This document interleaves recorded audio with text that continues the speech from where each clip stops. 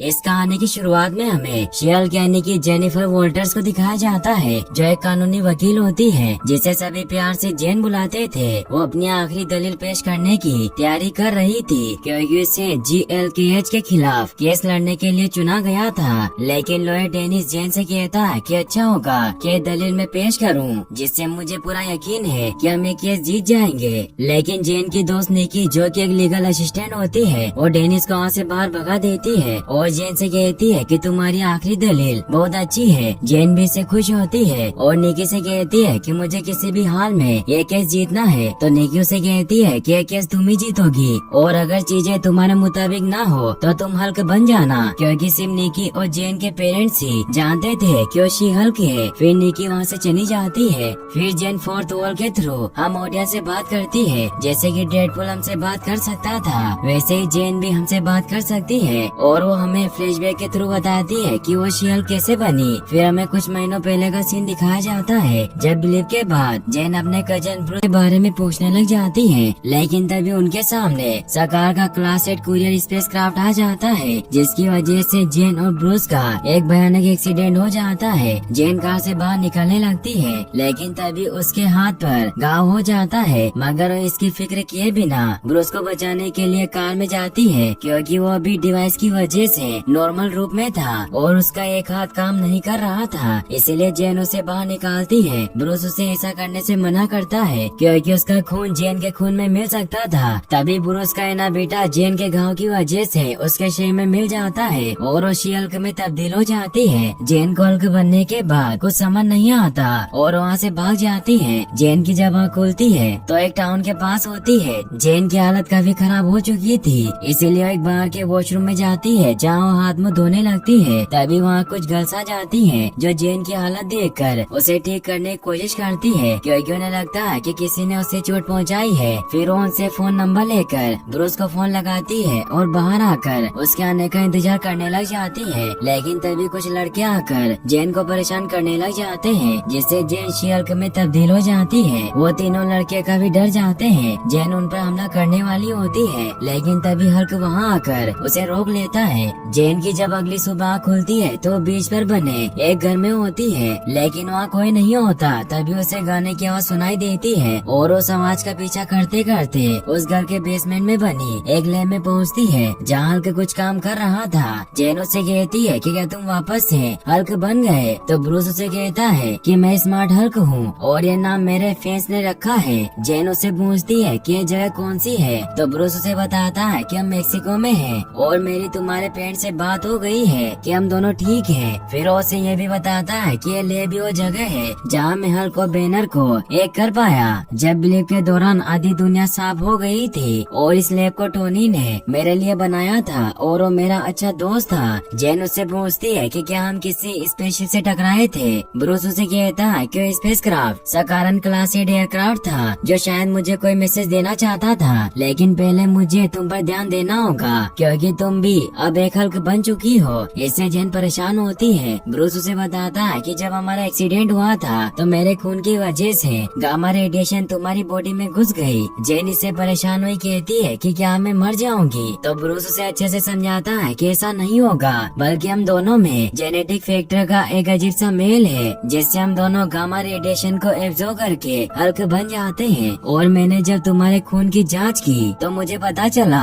कि तुम बहुत अलग हो, क्योंकि तुम्हारा खून जिस तरह से गामा रेडिएशन को कन्वर्ट कर पाता है, उससे ही मैं अपना हाथ पूरी तरह से ठीक कर पाया। जिस पर जेन उसे कहती है कि तुम कहना क्या चाहते हो कि मैं तुमसे बेहतर हूँ? तो ब्रूस को इससे जलन होती है, इसीलिए उसे कहता है कि तुम मुझसे बेहतर नहीं बल्कि हम दोनों अलग हैं। और वो जेन के सभी ब्लड सैंपल को नष्ट कर देता है ताकि फिर उससे कोई हल्क न बन पाए। जेन उसे कहती है कि मुझे हल्क नहीं बनना, मुझे वापस से नॉर्मल होना है, इसीलिए तुम मुझे ठीक कर दो। तो ब्रूस उसे कहता है कि ऐसा नहीं हो सकता, क्योंकि मैं सालों तक अपनी हालत से जूझता रहा हूँ और मेरे लिए सबसे बेहतर हुआ कि मैं अपने हल्क और बैनर रूप को एक कर पाया। और तुम्हें भी लैब में थोड़ा वक्त बिताना चाहिए, जिससे मैं तुम्हारे और शी-हल्क के रूप को एक कर पाऊँ। लेकिन जेन उसे साफ मना कर देती है कि मैं हल्क नहीं बनना चाहती। मगर तभी उसे कुछ होने लगता है, क्योंकि उसने काफी देर से कुछ नहीं खाया था और उसे हल्क बनने की वजह से अब ज्यादा खाने की जरूरत थी। इसीलिए ब्रूस उसे खाना खिलाता है। ब्रूस उसे उसे कहता कि तुम अभी तक जैसी जिंदगी जीती आई हो, अब तुम वैसी जिंदगी नहीं जी सकती, क्योंकि अब तुम्हें लोगों से दूर रहना होगा और अपनी लॉयर वाली जॉब छोड़नी होगी जब तक कि तुम अपने हल्क वाले रूप पर काबू नहीं कर लेती। तो जेन उसे पूछती है कि इसमें कितना वक्त लगेगा। तो ब्रूस उसे कहता कि मुझे अपनी हल्क वाली शख्सियत पर काबू करने में 15 साल लगे और मैंने जो किया वही मैं तुम्हें सिखाऊंगा, जिससे तुम जल्दी से अपने हल्क वाले रूप को काबू कर पाओगी। और हमें सबसे पहले इस बात पर ध्यान देना होगा कि तुम कब हल्क में तब्दील होगी। और उसे एक मशीन के थ्रू जोड़ देता है ताकि उसे पता चले, क्योंकि सत्ता के गुस्से और डर के बाद हल्क बन जाती है। और वो सेल से कटर मशीन को ऑन कर देता है जो लगातार उसकी तरफ बढ़ रही थी। जेन काफी डर जाती है, लेकिन वो कटर के उस पर टकराने से पहले ही वो शी हल्क में बदल जाती है और उन कटर को तोड़ देती है। ब्रूस इससे खुश होता है, लेकिन शी हल्क को गुस्सा आता है और वो गेट तोड़कर उस पर हमला कर देती है, मगर हल्क बच जाता है और ब्रूस उसे एक बच्चे की तरह शांत करने की कोशिश करता है। इसलिए जेन उसे कहती है कि तुम तो मुझे ऐसे शांत कर रहे हो जैसे मैं एक आवारा घोड़ी हूँ। तब ब्रूस से हैरान होता है कि जेन की तो शख्सियत नहीं है और अपने हल्क रूप में भी जेन ही है। जेन भी इससे खुश होती है। ब्रूस को भी विश्वास नहीं होता,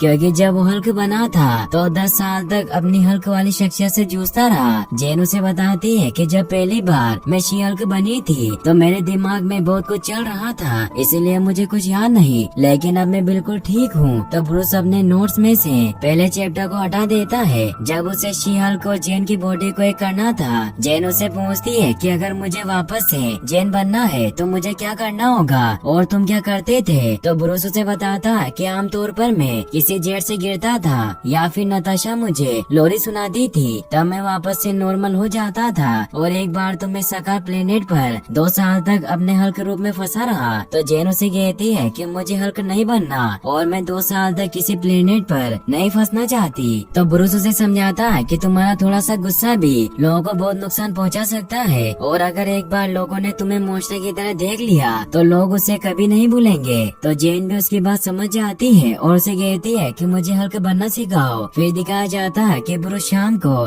डायलेक्टिकल बिहेवियर थेरेपी की मदद से जेन को दिमाग पर काबू पाना सिखाता है, लेकिन जेन इसे सीरियस नहीं लेती। तो ब्रूस उसे बताता है कि अगले दिन मैं तुम्हें अच्छे से ट्रेनिंग दूंगा। अगली सुबह जब जेन सो रही होती है तो ब्रूस उसे बोबो बजाकर जगा देता है, जिससे शी हल्क बनने की वजह से उसका बेड टूट जाता है। और ब्रूस उसके फर्नीचर को मजबूत करता उसे बताता है कि तुम कभी भी ऐसी जगह पर मत रहना जो जगह 10 फीट से ऊंची ना हो। फिर उसकी ट्रेनिंग स्टार्ट करता है और उसे चट्टान फेंकना सिखाता है, लेकिन जेन सभी काम में पहले से ही माहिर होती है, इसीलिए ब्रूस उससे जल रहा था, इसीलिए उसे नीचे फेंक देता है। मगर ऊपर आ जाती है और उसे कहती है कि तुम जो चीजें मुझे सिखा रहे हो इसमें मैं बचपन से ही माहिर थी, लेकिन मैं इन्हें लोयर की तरह कब इस्तेमाल कर पाऊंगी। तो ब्रूस उसे बताता है कि तुम हल्क हो, इसीलिए तुम अपनी पावर से उन लोगों को खतरे में डाल सकती हो जिनकी तुम परवाह करती हो। इससे उदास होकर जेन वहाँ से जाने लगती है। तो ब्रूस उसे बताता है कि अब तक मैंने तुम्हें हल्क बनने के सिर्फ नुकसान बताए हैं, लेकिन इसके फायदे भी हैं। और उसे अपने बनाए हुए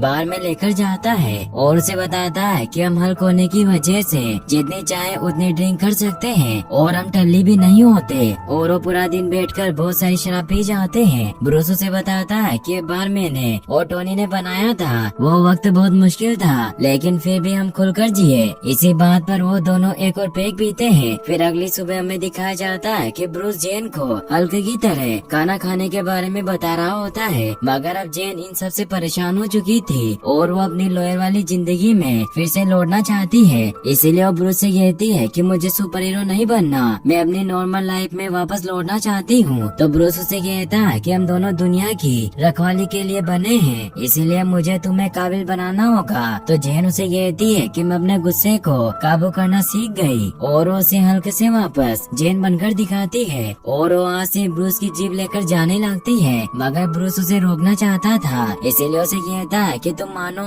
या ना मानो, लेकिन तुम एक सुपर हीरो हो और हमें ही इस दुनिया को प्रोटेक्ट करना होगा। जिस पर जेन उसे कहती है कि मुझे सुपर हीरो बनने का ख्याल कोई खुशी नहीं देता और मैं तुम जैसी नहीं बनना चाहती, क्योंकि तुम बिना किसी दोस्त रिश्तेदार के इस सुनसान जगह पर पड़े हुए थे। और वो जीप लेकर वहाँ से निकलने लगती है, लेकिन ब्रूस उसे रोकने के लिए उसके सामने खड़ा हो जाता है। तो गुस्से में जेन भी उसे हिट कर देती है है, जिससे ब्रूस दूर गिर जाता है। यह देखकर जेन उसे देखने आती है, मगर ब्रूस उसे कहता है कि तुम बहुत अच्छा कर रही हो और मैं तुम्हें बहुत कुछ सिखा सकता हूँ। इससे जेन को गुस्सा आ जाता है और वो शियल्क बनकर उस पर अटैक करने लगती है, जिससे उन दोनों भाई बहन के बीच में फाइट होने लग जाती है। ब्रूस उसे कहता है कि तुम्हें मेरी बात सुननी चाहिए, क्योंकि मैं पहले ये सब कुछ झेल चुका हूँ। जिस पर जेन उसे कहती है कि हम दोनों अलग हैं, और वो वापस से उस पर अटैक करने लगती है, जिससे ब्रूस के ग्लासेस भी टूट जाते हैं। ब्रूस को इससे गुस्सा आ जाता है और उस पर अटैक कर देता है, जिससे उन दोनों के लड़ने की वजह से ब्रूस का पूरा बार टूट जाता है। ब्रूस उससे बहुत दुखी होता है, तो जेन उसे सॉरी कहती है। फिर वो दोनों मिलकर उस बार को वापस से ठीक करने लग जाते हैं, और अब ब्रूस भी मान जाता है और उसे उसकी लॉयर वाली जिंदगी में लौटने देता है। वो जेन से कहता है कि जब भी तुम्हारा इरादा बदले तो तुम मेरे पास आ सकती हो। फिर वो जीप लेकर वहाँ से निकल जाती है, और यहीं पर शियल्क फोर्थ वॉल को ब्रेक करते हुए बताती है कि उस दिन के बाद से